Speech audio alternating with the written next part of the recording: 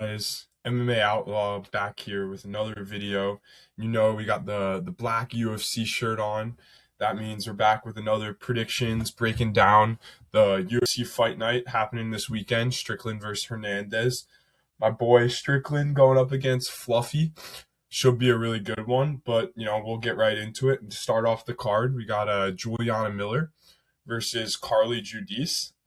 And I'm telling you guys, I still remember when I was watching Juliana Miller on Tough, The Ultimate Fighter, and she was, she's a jujitsu, pretty much primarily a jujitsu player, and she would just throw in punches with her freaking chin straight up in the air, just moving forward, throwing punches like an animal with her chin straight up in the air. And let me tell you, she's got one big problem. If you're going to do that, you can't have pillow fists. You just can't have pillow fists. And unfortunately, Juliana Miller has those pillow fists. And so Carly Judice came into the UFC on Dana White's Contender Series.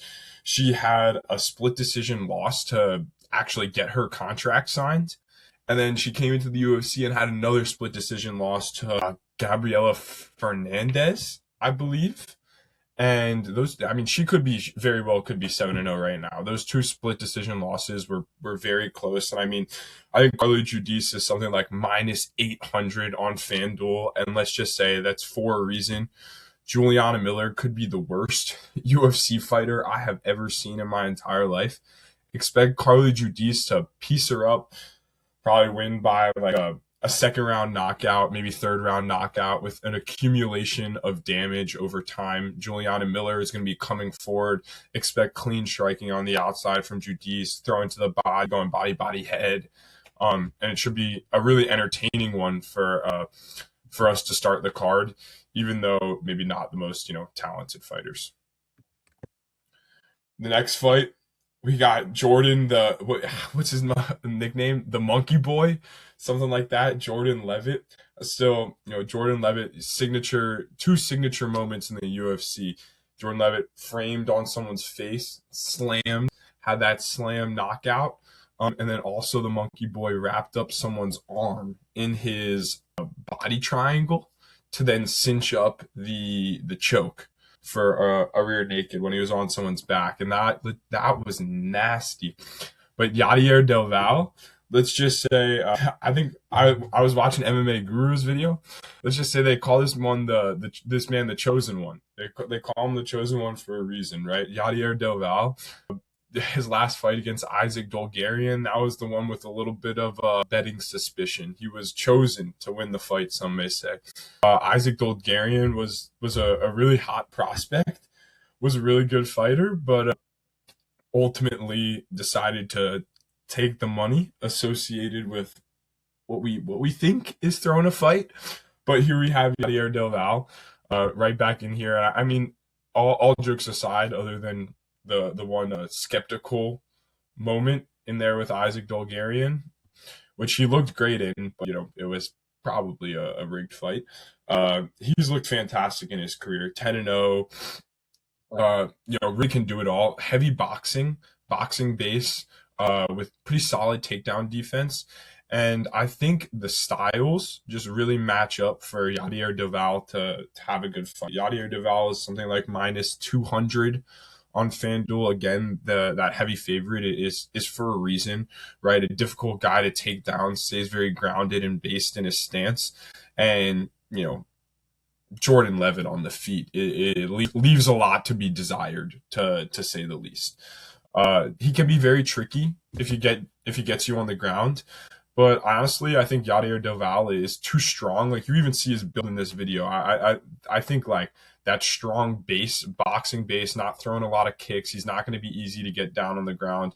And if Jordan Levitt stays on the feet with Yadier Del Val, he's surely gonna get knocked out. I'm not exactly sure when. It could be an accumulation. He could put him out with one shot. But give me Yadier Del Val by knockout. Then next card, we got Phil the Fresh Prince Rowe versus Jean Paul.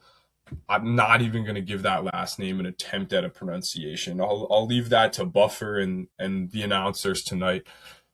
Phil the Fresh Prince Rowe got all the everything is there, right? Everything is there. He's got boxing at range. He's got that long reach. He throws body, head. He has some real skill. You see like 0.26 submission attempts per fight. He can throw up some subs. He's got some work on the ground. He looks really good in a lot of his fights, but he just doesn't always put it together. He just doesn't always put it together. And so Gene Paul, I'm just going to call my boy Gene right now, has a very, very strong base, high striking accuracy. I think he's going to get on the inside. He's going to take Phil Rowe down. He's going to piece him up. And I really think my boy Gene, I don't think he gets Phil Rowe out of there. I think if he does, it's probably in the third round, right? We've seen Phil Rowe kind of fade, give up in some of his fights almost. And I think the Fresh Prince could come out there and possibly win like a round one. I think Gene will come out guns blazing, but I think Phil may, come out, bounce around the outside, jab, going, hooks to the body, lead uppercut to the body, coming back up with like a right straight over the top. I think we could see a lot of, dancing around on the outside, trying to play it safe from Phil Rowe. And I just don't think that's going to, do anything for him on the judges' scorecard. And so I think Gene probably wins a 29-28 decision over Phil the Fresh Prince Rowe. On to the next card, my absolute boy, Ramiz Brahimaj, going up against Punahele Soriano. Let's just say I saw Ramiz Brahimaj's nasty knockout at MSG. He was fighting. I'm drawing a blank on who he was fighting. Let me go figure out who he was fighting real quick. It was at the event that Jones fought Miocic. Oh, he KO'd Mickey Gall. What a fight. Yo, I was there live. It was a flatline KO. The arena went wild. Ramiz is he's a New York guy. I think he's New York and New Jersey. So a lot of hometown people there. And Ramiz has been through it, man. Ramiz has had, I don't know if it was a spine surgery. He was out for like 2 years. But, he's been hot recently. He's on a 3-fight win streak fighting Mickey Gall, Billy Ray Goff, and Austin Vanderford. Again, not the most talented fighters in the UFC, but still a 3-fight win streak within the UFC nonetheless, really finding his stride. And Punahele Soriano, the Hawaiian native, undefeated since he's moved down to welterweight. And Puna has got some power in the hands. Recently, we just saw him out wrestle someone I'm drawing a blank again on who that is, and I'm going to go look at it real quick. But he was just takedown and control time, and it was against Varetnikov, right? And Varetnikov he's a rangy striker, right? Very long, good hands, and Puna did a good job with him. He took him down, controlled him, and he just laid out the game plan kind of to win. And we've seen Puna KO I don't want to glaze him too much. We'll talk about him later on the card, but pretty high level guys. Uros Medic, the medic, Medic he's nice. He's got some hands. He's fast. He's explosive.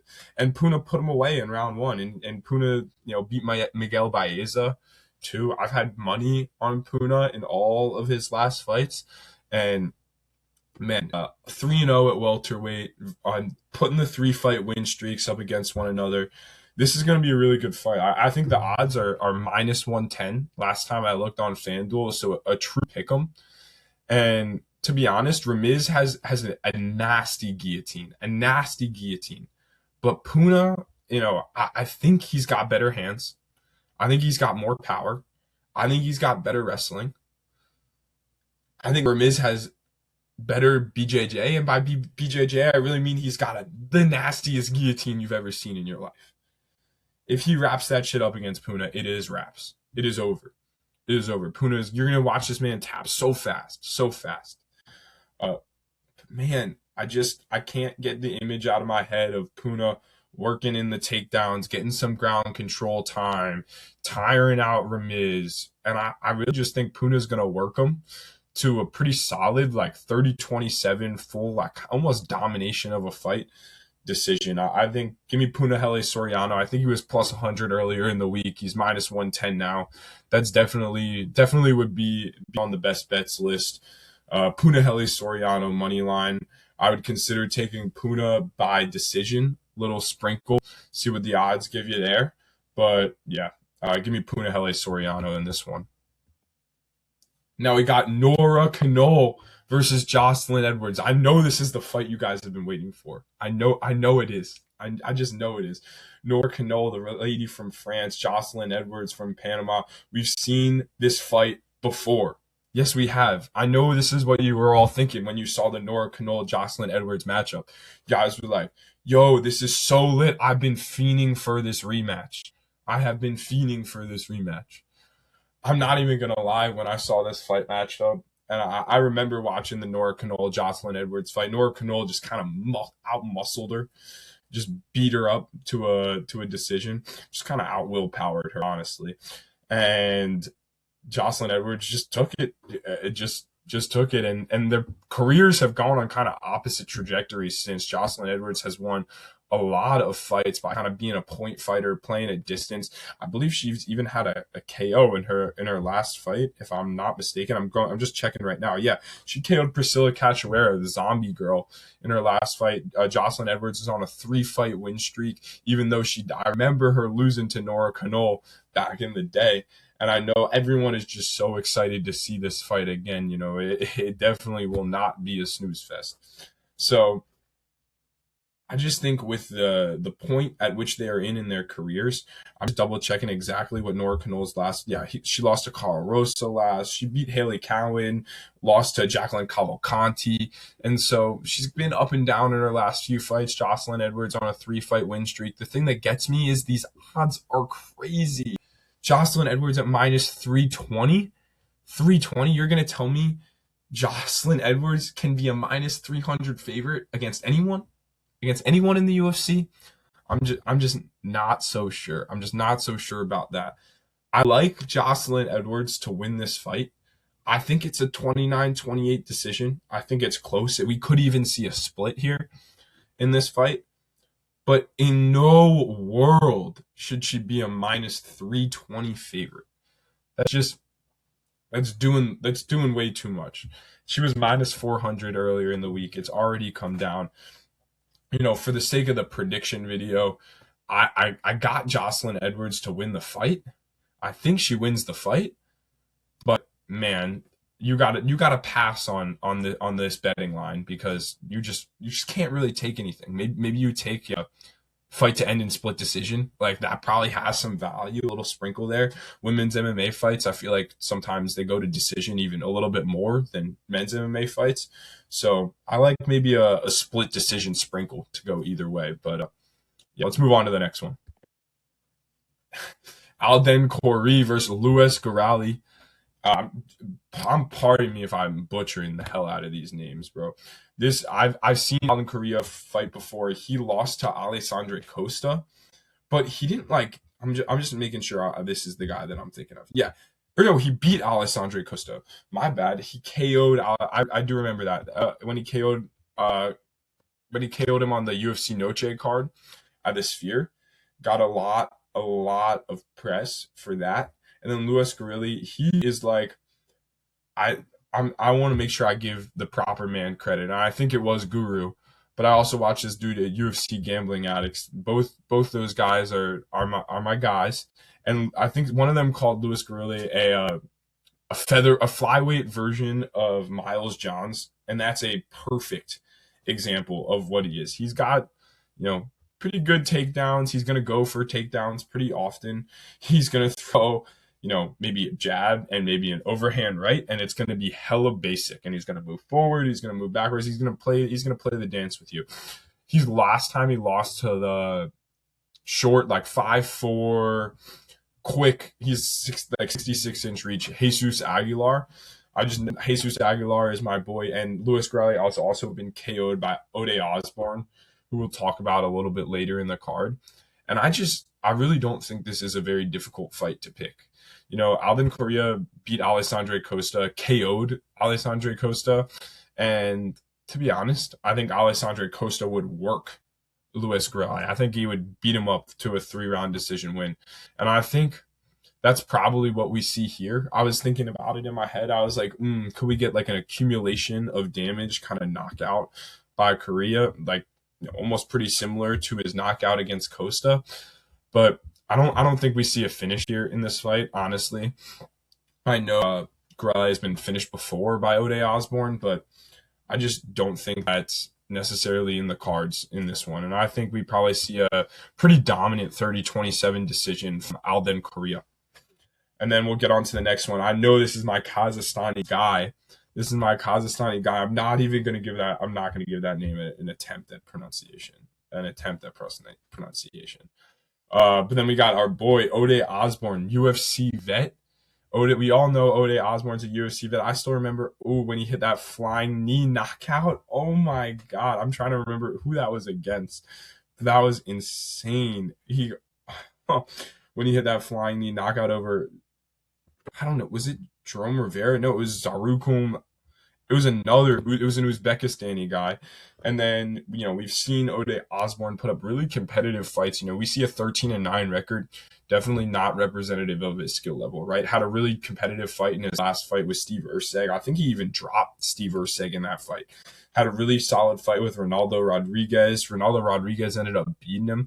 But, man, that fight was a freaking banger, if you all remember that. That fight was insane. Ronaldo Rodriguez coming forward. Ode Osborne was getting gassed out a little bit. I think he knocked him down as well. And so what we see in a lot of Ode Osborne fights is these flash knockdowns. He's got that explosivity, which is, to be quite honest, the reason why he's still in the UFC. And if he loses this one, I don't know if he gets another chance. I know he's only on a one fight losing streak, but he's lost 4 of his last 5 in the UFC. Just give me 1 second. He's lost 4 of his last 5 in the UFC, and I really do think we see 5 of the next 6. Unfortunately, he's put up. It's one of those guys. Certain guys, they find a way to win, right? One of those guys, they just like scrap together a way to get the job done. I feel like Ode Osborne is the opposite. He has all the skills, all the ability, all the knockout power, and he looks good at points in his fights, but he just finds a way to lose. He just always finds a way to get caught in a sub. You got no shame being subbed by Asu Almabayev or Jafael Filio, both elite, ground fighters, elite grappling, elite BJJ from Filio, just, overall pressure grappling from Almabayev. And Osborne lost to Ronaldo Rodriguez, and he knocked out Luis Guerrilla, who we just talked about, who, to be quite honest, is just not that talented of a UFC fighter.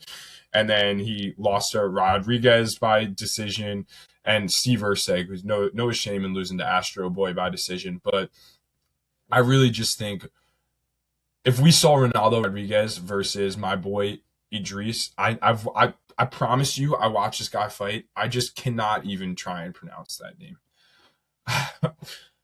If you watch his who was it in the opener? He lost to Joseph Morales by submission, and I think that was that a tough fight? I think it was.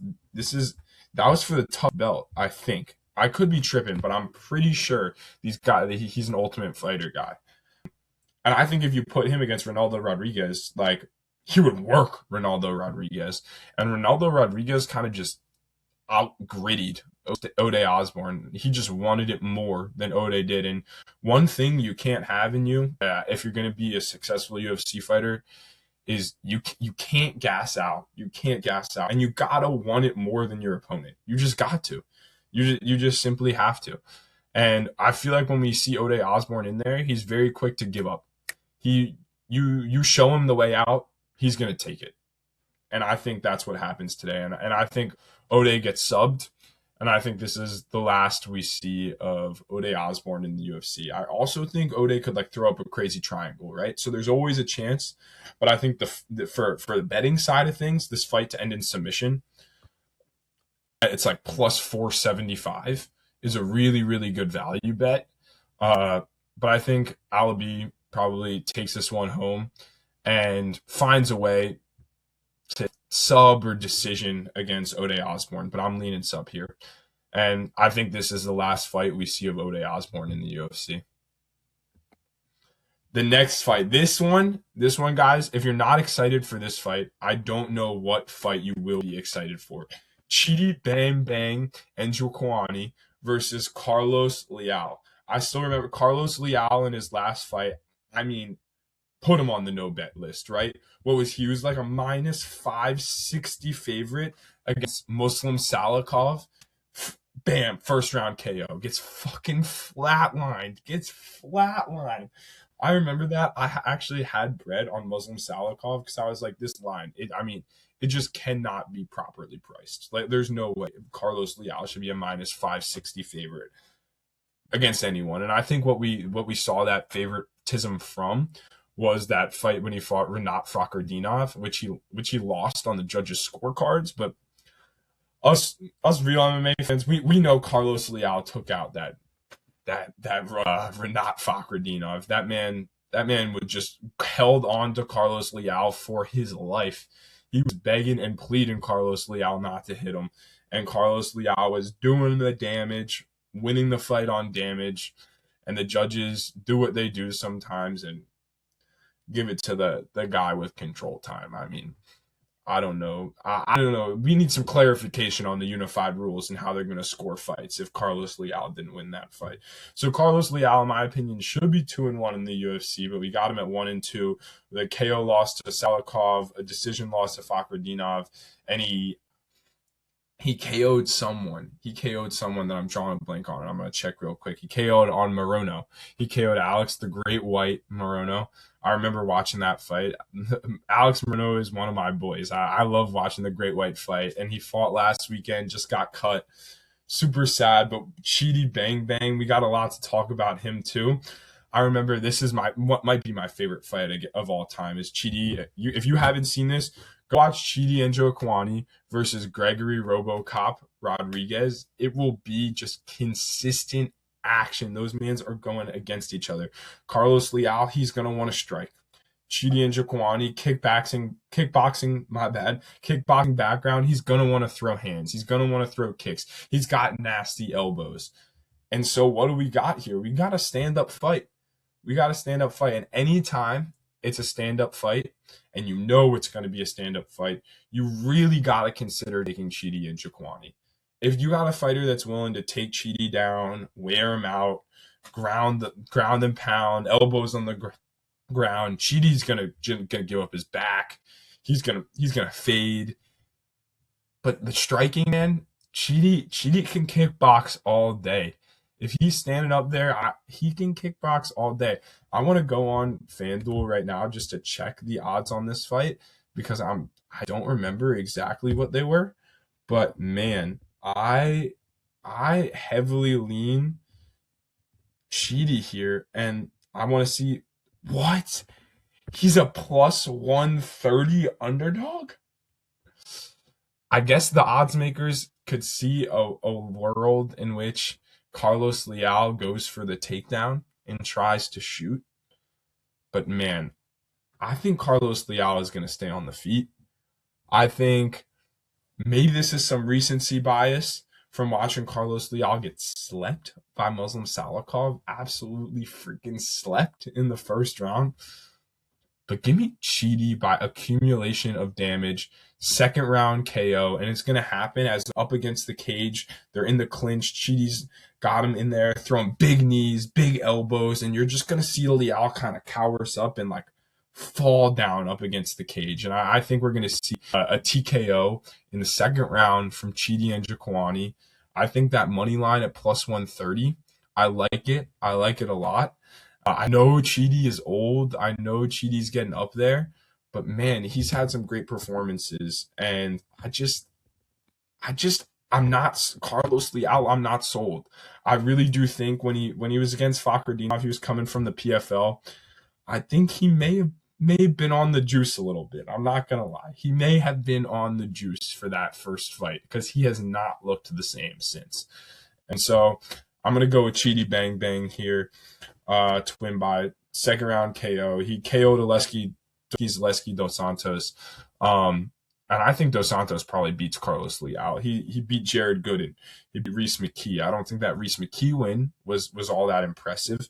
But he's not fighting Michal Oleksiejczuk. He doesn't have the overall, Carlos Leal doesn't have the overall game of like a Jake Matthews who subbed Chidi and Jaquani. I don't think Carlos Leal has the submission ability that some of these other guys who have beaten Chidi had.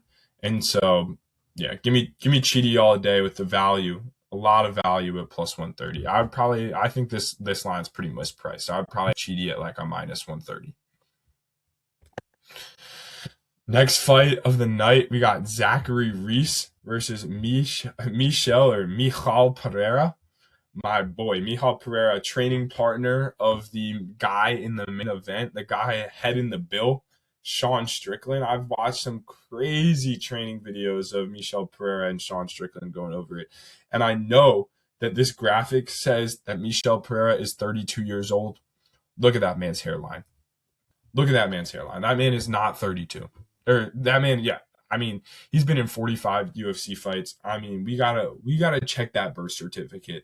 That hairline, the amount of fights he's been in, just the way he looks in his fights.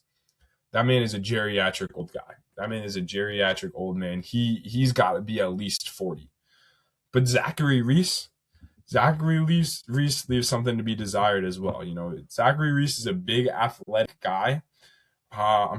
He had that knee knockout where someone crumbled up against the cage. I'm pulling it up on my phone right here just to see exactly who that was that he beat with that knee. Man, who was that? Maybe I'm thinking of, no, it was Julian Marquez.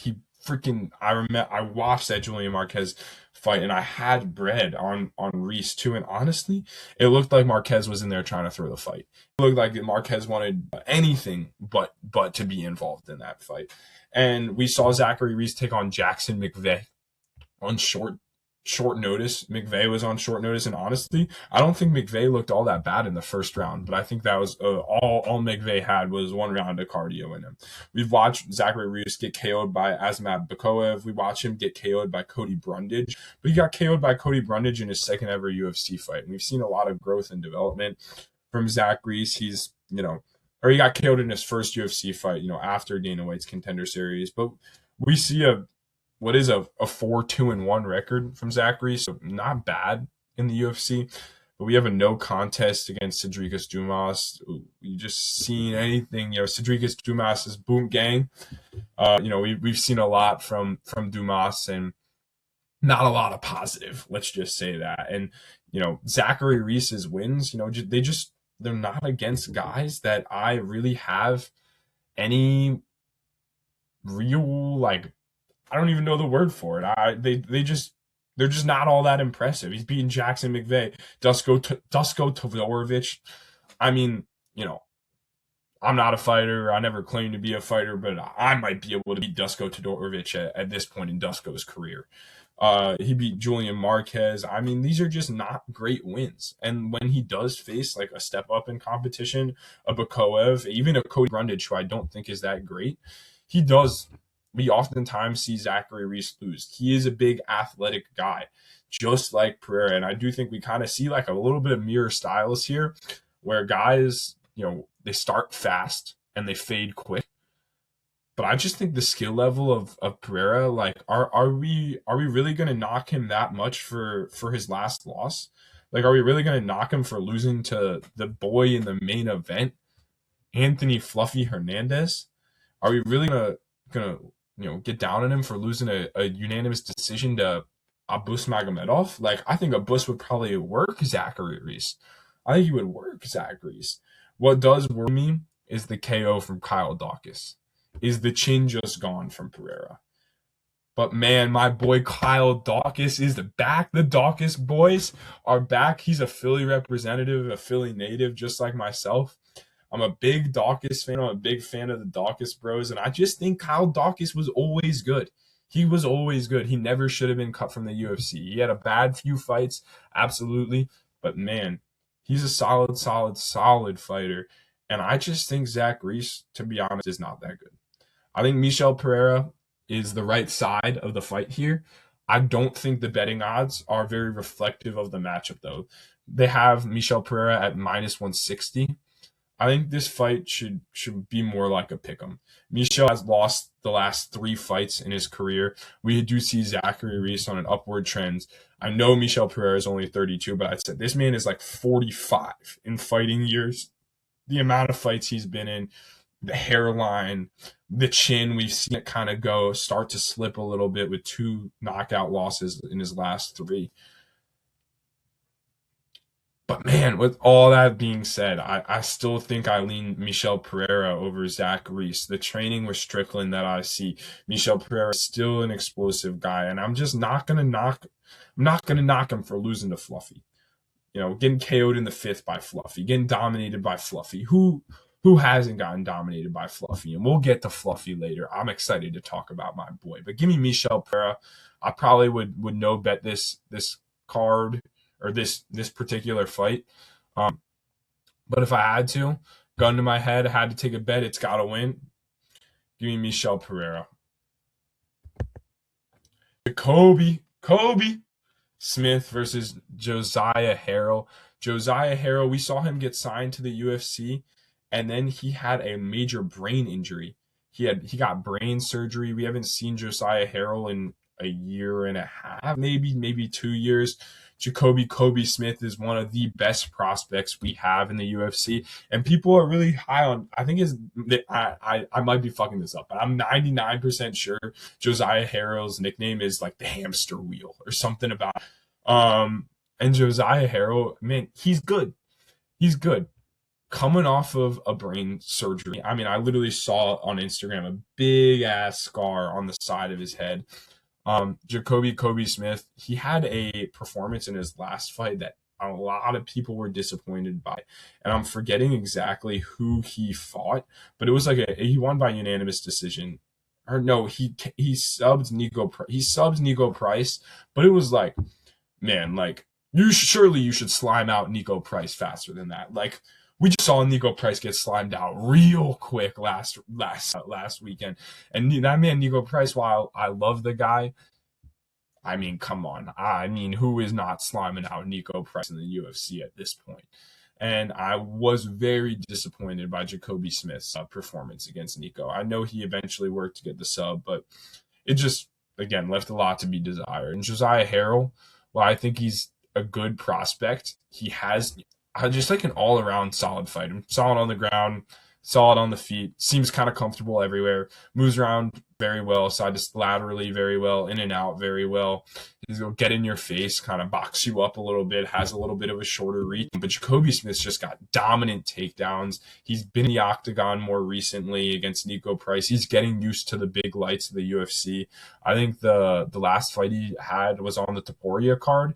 His first fight with fans, getting back into the whole 9 yards of being a UFC fighter, finally making it and starting to climb the totem pole. I think we see a big win from Kobe Smith.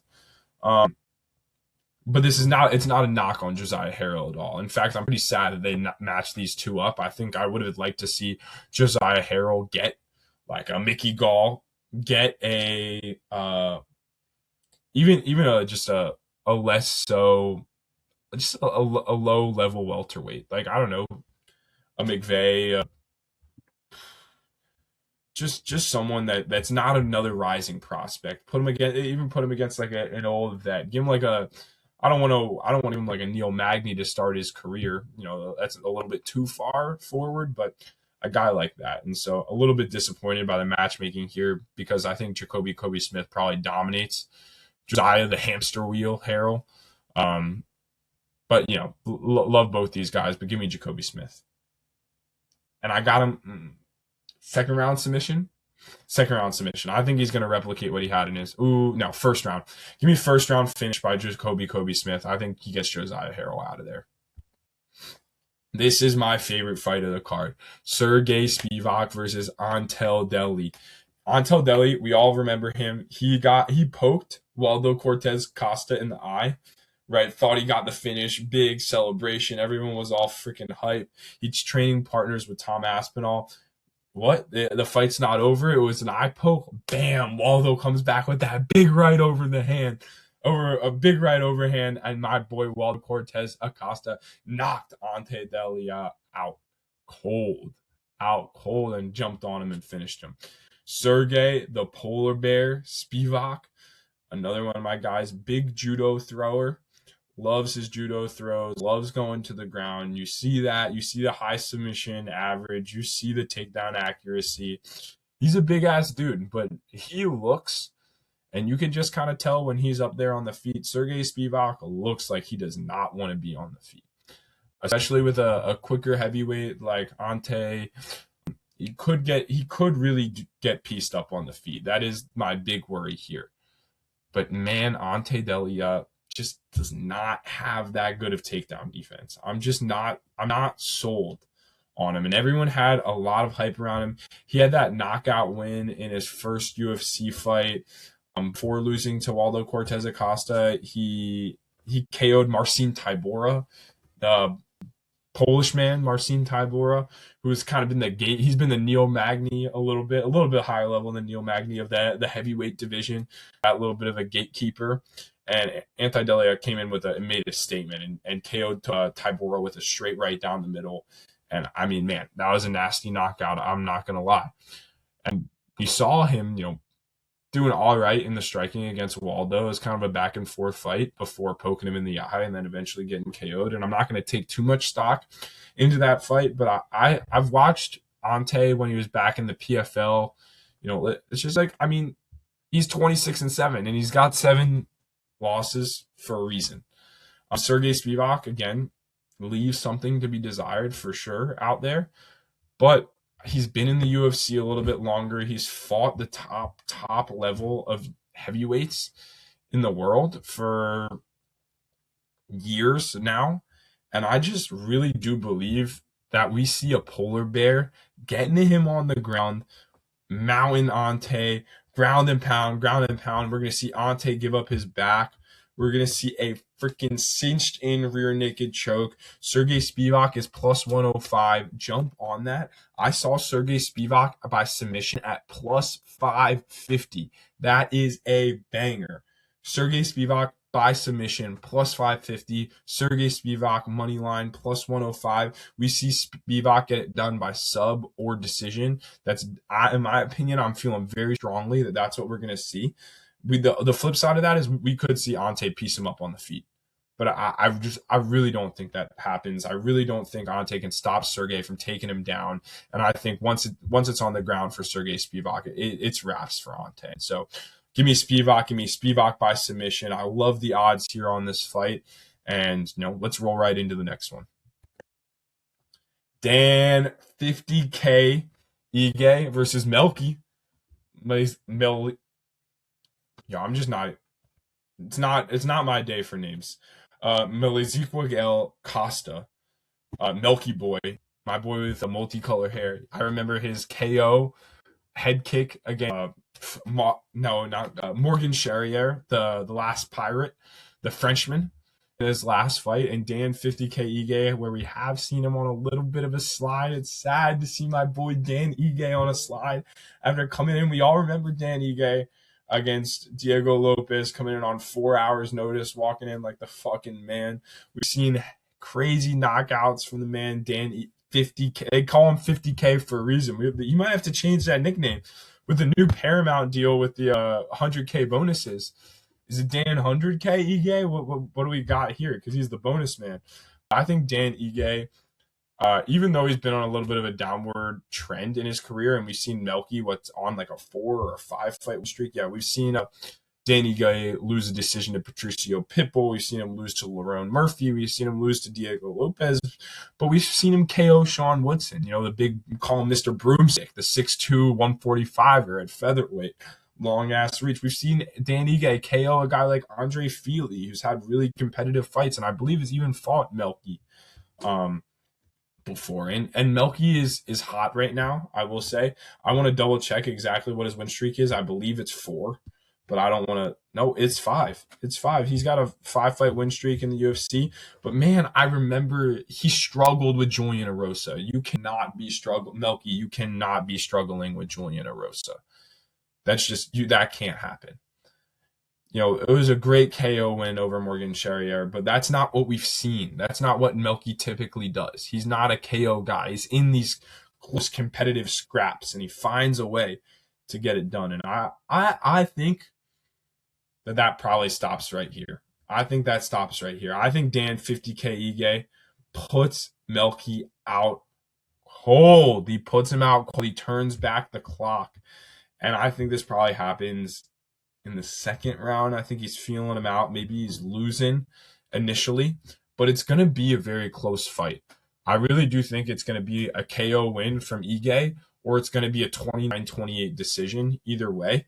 And I just think if the odds are, if you're giving me plus 180, and I think my guy's got like a 50% chance to win, man, that's just value. That's just value. So give me Dan 50K Ige to finish Melky in the second round. That's the official play. But if we don't see a finish in the second round, I think it's going to be a 29-28 decision. That's going to be close, competitive, and go either way. But I got Dan 50K Ige all day, baby. Let's go. Then we got Jeff Neal versus Uros the Medic in the co-main event. And man, what do you do with this fight? What do you do with this fight? This thing is going to be a barn burner. We got two fights that could be fight of the night. This one is certainly one of them. And then we got one more. Man, that Dan Ige fight, could turn into a real scrap, and it could be a real entertaining one. But I got here, Jeff Neal coming off a few losses, I believe. We got Jeff Neal off of a few losses. We got Uros Medic coming. He was doing really well. Uros Medic originally a 155er. You know what they say, lighter man skill. That's something that's what they say nowadays. But Uros Medic, man, I think he got KO'd by Puna, beat up on Muslim Salikov. I mean, built up on Gilbert Urbina. I remember when he beat Tim Means, but I mean, these are not really all that impressive wins. Got sub by Mytelbeck Oralbly. Jeff Neal, he's been KO'd by Prates. He's lost to Ian Gary. Kind of just did absolutely nothing in that Ian Gary fight. Got subbed by Rachmanov. But we did see him KO RDA. But I mean, he KO'd RDA in 2024. What version of RDA are we really getting? And I don't want to disrespect the former champion or former interim champion, Rafael Dos Anjos. But in the big 2-4, Rafael Dos Anjos was no longer the same fighter. And I mean, he KO'd Vicente Luque after Luque, I think before Luque had that brain bleed. It might have been after that Neal fight that Luque took some time off, or right before with that brain bleed. So, I mean, not really all that impressive in his last five. And Uros the Medic is hit or miss, man. He's going to come out there guns a-blazing. He's going to gas out. He could KO you in the first round. He could also get KO'd. And that makes this fight really difficult to pick. But again, I'm going to lean on the odds, right? If you're telling me Jeff Neal at 35, coming off of a KO loss to Carlos Prates, where he got slimed out. My man got flatlined. Against Uros Medic, an athletic, lighter man skill, former lightweight that's got power now at welterweight, has really good hands, is in and out. I think Uros Medic slimes him out. I think he does him just like Prates did him. Don't get me wrong, I don't think Medic is on that level that Prates is. Certainly not. But I'm high on Uros, especially at welterweight. If he can just maintain some of that cardio base, if he can maintain it for 7.5 minutes, man, he could slime out Jeff Neal so quickly. And the odds are minus 220 Jeff Neal, plus 185 Uros Medic. I mean, I think there's a 50% chance Medic wins this fight, and plus 180 odds. Give me that all day, like really all day. And I'm gonna do what my boy Matty Betts does as well. At the end of the video, I'll give you a few of my official bets and then a cycle parlay just for fun. But yeah, give me Uros Medic, and give me Uros Medic by KO, and just so you know, a little hint that'll be in the cycle. Then finally, we got the main event of the evening, a 5-round banger between the menace himself, Sean Strickland, the menace to society. I already saw an Instagram video saying, man, Strickland was saying some crazy stuff. Whew, stuff I will not repeat on this video. And people were hitting up Paramount, hitting up the UFC, complaining. And I said, have y'all never heard Sean Strickland before? This is nothing new. Paramount and the UFC had no comment. And this it'll blow over in a week and a half, 2 weeks. But man, did y'all not know what you were getting into when you had Sean Strickland in a main event? You knew he was going to talk crazy on that microphone, and you got Anthony Fluffy Hernandez on the longest win streak in the middleweight division. I don't need to look at anything for this. We saw Fluffy absolutely dominant in his last performances, beating Roman Dolidze, beating other guys. I mean, it is literally just a walk forward, pressure in your face, takedown, throw you down, tired. It's almost like with all due respect to Merab, it's a slightly more controlled middleweight version of Merab. And instead of just getting a shitload of takedowns, I think like Fluffy will get more control time than Merab does. Merab is really just going for the takedown. It's almost like a takedown, get right back up. Fluffy will hold you down there for a while, and it is a really talented grappler. We've seen Fluffy beat up on Brendan Allen, who's looked really, really good recently. Brendan Allen with a big upset win in his last main event. And I had read on Brendan Allen against Rainier de Ritter when he won by fourth round KO, I believe it was. And we've just seen really good performances from Fluffy. Dolidze, Brendan Allen, Roman Kopylov, Edmund Shabazian, underrated guy, by the way, one of my favorites. But when we look at who Strickland has fought, right? We just listed out names for Fluffy. When we look at who Strickland has fought, and who more specifically who Strickland has lost to, DDP by split and DDP by unanimous decision. He beat Adesanya on 3 weeks' notice. He beat Imavov on short notice. We saw him lose a split to Jared Cannonier that he totally won. We've seen him get slimed out. But what's his bad loss? What's his embarrassing? I mean, he has one bad loss. He got slimed out by Poatan. Who hasn't been slimed out by Poatan that's fought him? I mean, Alex Pereira is nasty. So there's no shame in getting KO'd by Poatan, and losing to the champ, DDP. He's only ever lost to the champs. I mean, he upset freaking Adesanya on 3 weeks' notice, plus 600 in Australia. I banged that bet. It was freaking lit. Strickland versus Hernandez, they both are strong fighters. And then so you start to think about what do these styles look like? And you're going to see that kind of patented Philly shell from Strickland. He's going to be throwing out those teeps. He's going to be throwing out the jab, probably dancing around the outside, trying to prevent the takedown. You're going to see Fluffy moving forward, trying to get in his face, a little bit of head movement from Fluffy. But look at Fluffy and look at Strickland. Fluffy has been hurt to the body. We've seen Fluffy hurt to the body. We've seen it. He's kind of a posh boy. He's got, just like me, he's got a few of those extra lbs on there around that stomach area. And man, we've seen him get hurt to the liver before. We've seen the big liver shots hurt him. And can he get the takedown on Strickland? I mean, we've seen Strickland give up some takedowns before. We've seen Strickland have pretty good takedown defense as well. But over 5 rounds, can he consistently pressure, take down Strickland, over and over again? I really don't think Fluffy can finish Strickland. And so what we're seeing here is either Fluffy is going to win by unanimous decision, or we got Strickland to maybe hurt him to the body and KO him, or to dance around the outside and also win a UD.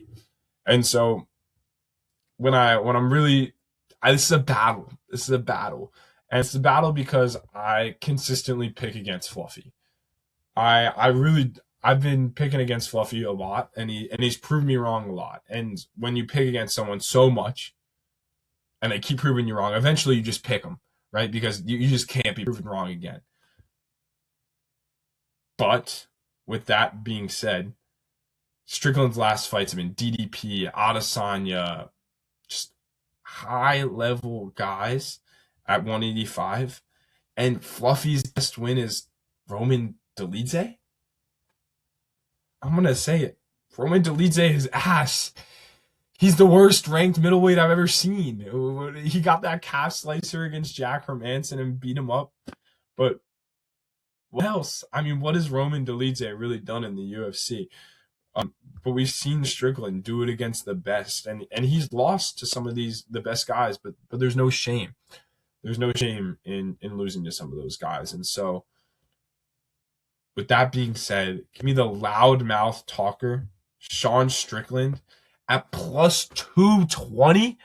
At plus 220, those odds are criminal. Those odds are criminal. Strickland should never be a plus 220 against a guy like Fluffy. Don't get me wrong.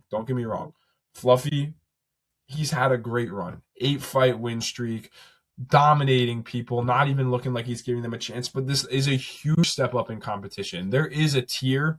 There's a tier between, it may be Roman Dolidze, some other guys in the next tier, and then Sean Strickland. He's a few tiers above the guys that Fluffy has fought before. And man, I just think Strickland pieces him up on the outside, maybe hurts him to the body. I think he could get a KO finish, but I really don't think we see that here. I think what we see is a unanimous decision from Strickland. And then with that being said, that gets us into the betting portion of the video, just going over at the end, going over some of our best bets for the day. And so best bet number one that we got Punahele Soriano money line, minus 110. We've seen some line movement here in this fight. We can expect a good one from Puna. We talked about it a little bit before. Ramiz on that 3-fight win streak, Puna on the 3-fight win streak, undefeated at welterweight. I just think he's got the edge here. So Punahele Soriano money line is best bet number one. Then in the first fight of the night, Carly Judice to win by KO, minus 130. If you want to get cute with it, you can do specific rounds. You can do second and third round KO. Her to win by KO is minus 130. The Puna bet would be minus 110. And I know the round 2, round 3 would give you a little bit of longer odds just for the sprinkle's sake.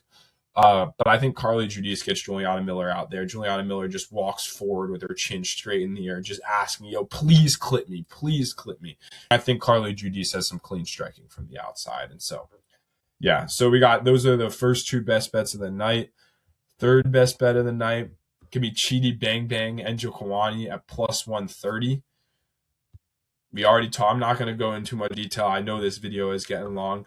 Fourth best bet of the night, we got Sergey Spivak at plus 105. So we got 2 underdogs, 2 favorites right now. And then we're gonna throw out some feelers out there too. So those will be the 4 best bets. But I want you all to know, I'll be sprinkling on some stuff. And so the things that I'll be sprinkling on, I gotta do it. Sergey Spivak by submission at plus 550 gets a sprinkle. Dan Ige plus 180 is gonna get a sprinkle. Euros Medic plus 180 is gonna get a sprinkle. Sean Strickland at plus 220 is gonna get a sprinkle. It's just gotta be done. It's just gotta be done.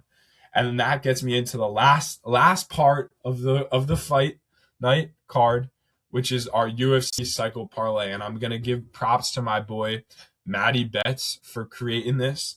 I watch his videos. He's a good guy. You all should check him out. But the cycle parlay is 1 fighter to win by knockout, 1 fighter to win by submission, and 1 fighter to win by decision. And so to kick it off, the first fight that will put some bread on is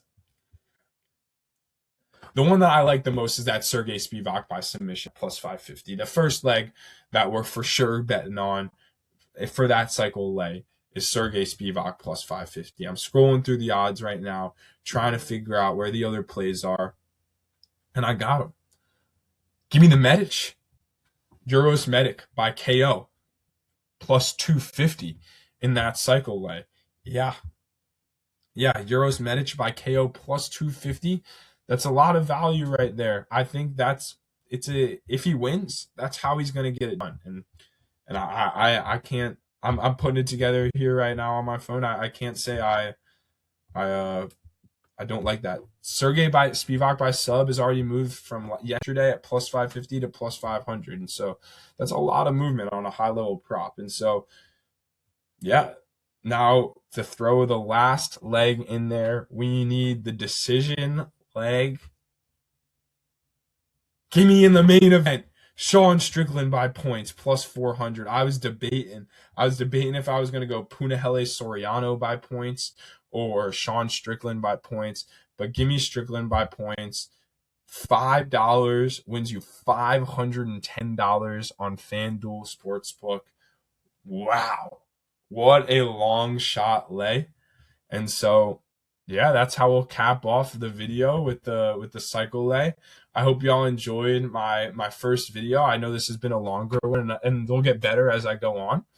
But I appreciate you guys for checking me out, and I'll see you here on the reaction video. What we're gonna do here for the channel will be we'll try and get the predictions video out with some betting talk too. We'll get a review of the card out probably on Sundays, and then sometime in the middle of the week you can expect another video from me as well. And so I appreciate you guys for tuning in. MMA Outlaw TV